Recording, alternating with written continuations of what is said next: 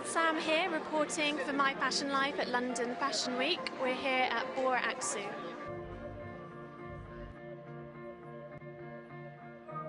Welcome to My Fashion Life. Bill is the chief hairstylist here at BORA. So, the look. The references were pre-Raphaelite, so it's a little bit earthy and a little bit more, as you say, like clean and summer day here, isn't it? Very natural, very loose and very, very broken. The braids, not used for detail, but to keep the hair away from the face. How do you come about the inspiration? Do you look at the makeup first, the clothes first? BORA AKSU. Yeah, they're brilliant at giving you references. So to be honest, we looked at some art, we looked at some of his sketches, and then we just start playing, and then you arrive at a shape and a feel that is right, and then we turn that into a technique and arrive at our shapes that we do today. What do you think the key hair trends are going to be for spring summer? I think we live in an age where people will customize the qualities they like and make them extensions of themselves. So probably a lot more adventurous than we've seen in the past. Okay. Length maybe will vary a lot, but the texture I think very much younger and fresher, whether it's volume or flat, but something that will move.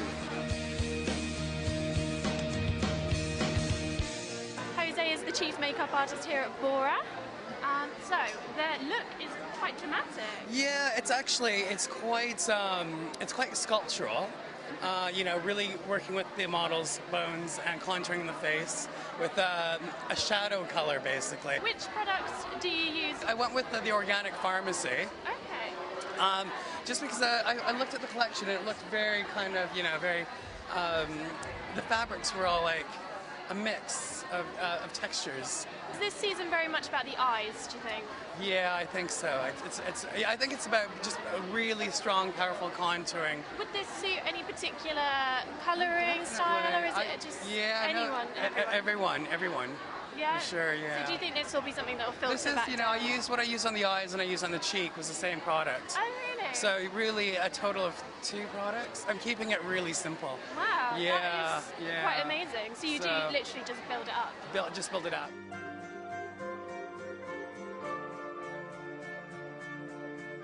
Welcome back to London Fashion Week. Thank you. You're excited to be here, especially with it being the 25th anniversary? Yeah, I am very. That's the kind of like a whole point. Oh, I just can't wait to. And it's the first day, so it's very exciting. Everything feels very new, so I'm very excited. Yeah. Yeah, there's a real buzz in the air. Yeah, it is. Yeah, and because I think all the venues quite close to each other, so it's just kind of you just see people kind of almost like walking in a circle, and then you just see the same people again.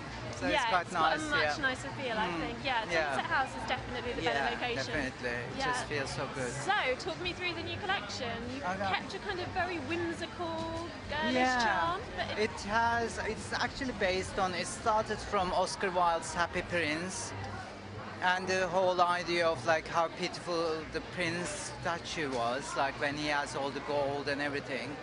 And then when he sees the poverty of the city, he starts giving all his gold away.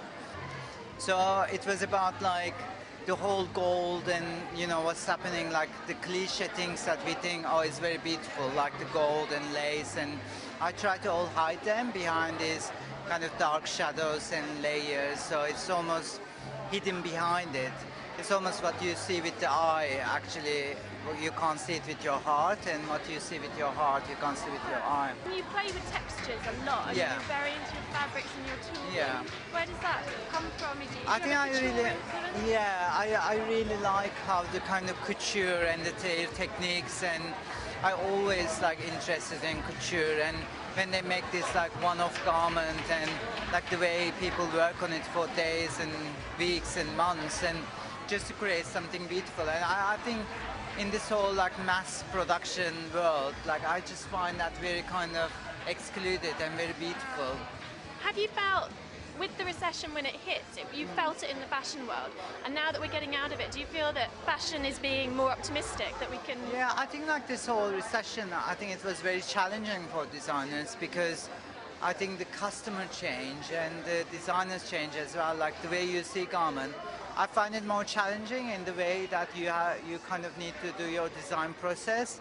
But I think I always believe like we shouldn't be all go under kind of this kind of thinking, oh no, the world is going to be all in darkness now. You know, like I think, especially like the creative side of it, designers, artists should be kind of rebelling against the recession and still should be creating, and because that's something else. Like if you're creating against all the social environment anyway, like the whole norms and rules, and you know that's what happened through the history. So I think that should be happening now as well.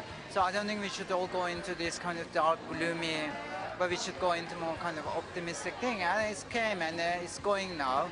And the designers gone through it. I think they've become much more mature and look through women, look through fashion in a much more fresher sense. So I think it did good to us all.